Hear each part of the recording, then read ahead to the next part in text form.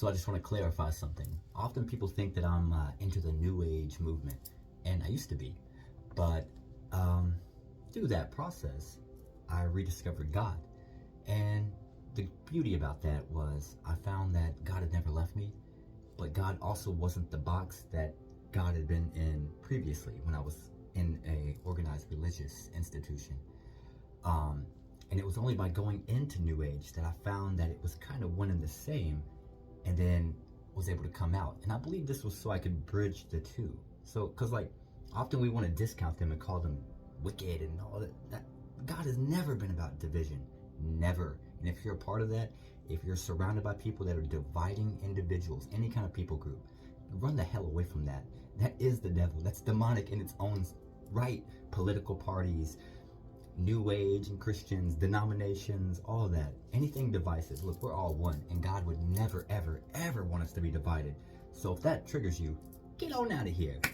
But to the point, I am not into the New Age movement because it's so much, it's about I, look what I can do. And yes, the true consciousness within us would be I, but the I in I.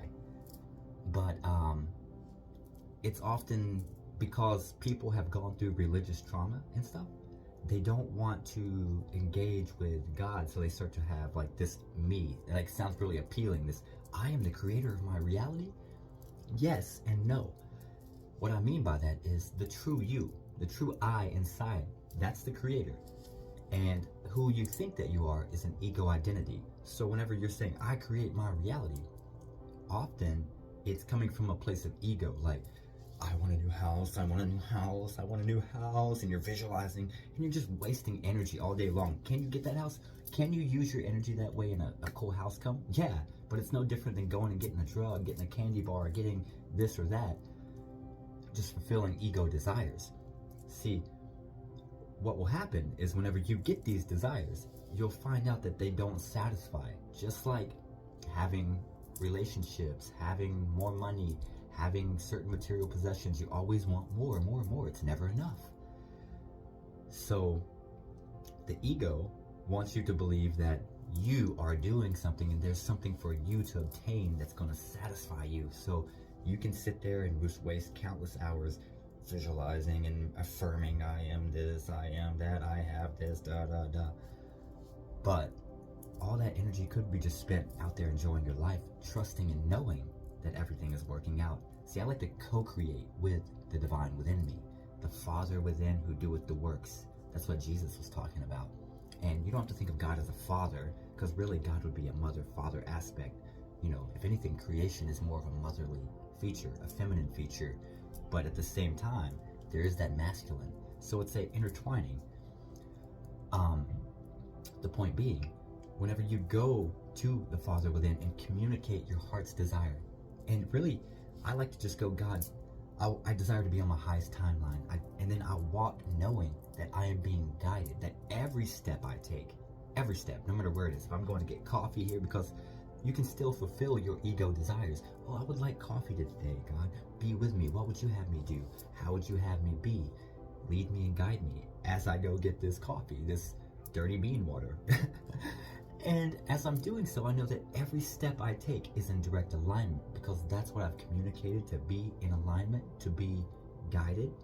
So no matter what I'm doing out in the world, I know that God is guiding me. So I may be going to get coffee, and then here's a person over here that is highlighted that I go and I share my presence with, and I begin to talk, and something happens. This happened yesterday. Just pulled up to a guy, we just started talking. I just listened to what he had to say, and occasionally I would respond. And by the end, the guy starts to cry, and I'm like, what?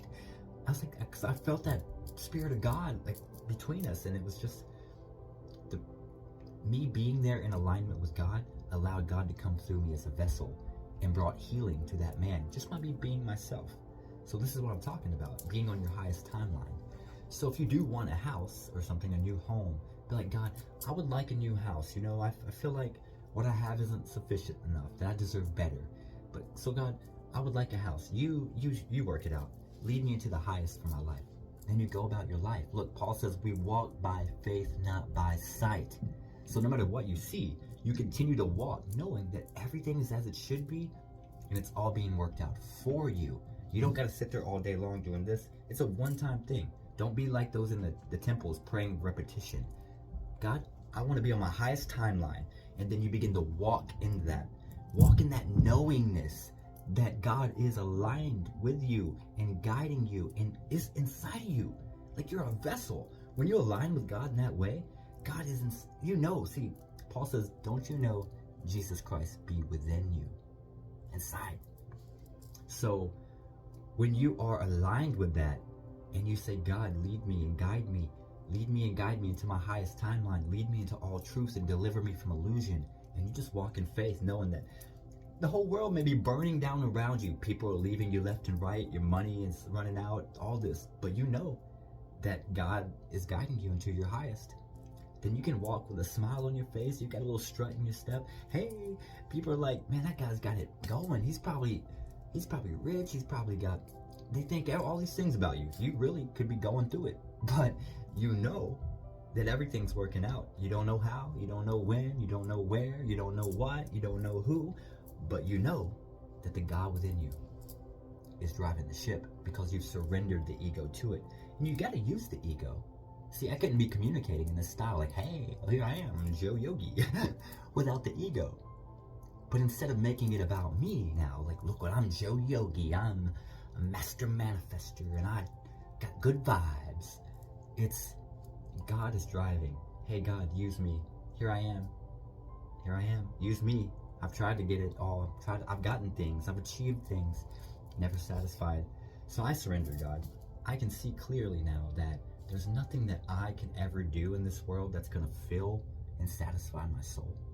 So instead of me using my energy chasing and trying to get things and achieve things and be something, I'll just be who I am and I'll let you drive, God. Here. So the ego takes a back seat and you're still using it, but it's the Father within who is now working through you. That's why Jesus says, no one comes to the Father except through me. Through me. Through me. We want to make it about just Jesus. Jesus is trying to show you, you can use the person that he is. You can use the divinity that he is. What he was showing, what he was mirroring. But you go through Jesus. If you get hung up on Jesus, you miss the Father. You go through him. And it's a metaphor for going through our ego, through ourselves. It's not something we do. People hear these teachings and New Age and all this and they get it totally twisted. This isn't something that you do. You go through you. Through. And then God comes through into the world. When you say, hey, use me, I surrender. You become a vessel. A vessel. And if God is inside of you and you step out of the way, then who is driving? That's when you will become God, but not in the way that New Age spirituality would make it out to be. That's still usually coming from ego. I am God. Who are you?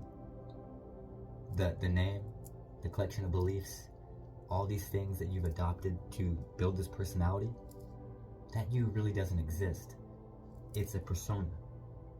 So yes, in a way, you are God, because God is everything, every atom, every molecule, this floor. But if you don't surrender the ego to it and allow it to drive the ship, then you're just operating out of that ego, and you're never going to be satisfied. You'll have all the things, but really, how can you know what's best for your life? What's the highest? Have you not thought that getting a certain car, oh, if I had that car, I'd be satisfied. If I had that relationship, oh, if I just had a wife, if I just had kids, if I just had this, you get it and you find out nothing changed. Maybe for a minute it's satisfied, just like a drug. Ooh, we get a little high. Ooh, I'm feeling good. And then it's like you come down, you're like back to the reality of that you're really never satisfied. So then you go chasing this thing and that thing and this thing and that thing. So, I love you all, but let God drive and walk by faith, not by sight. Don't let the external reality fool you. Everything is just as it should be.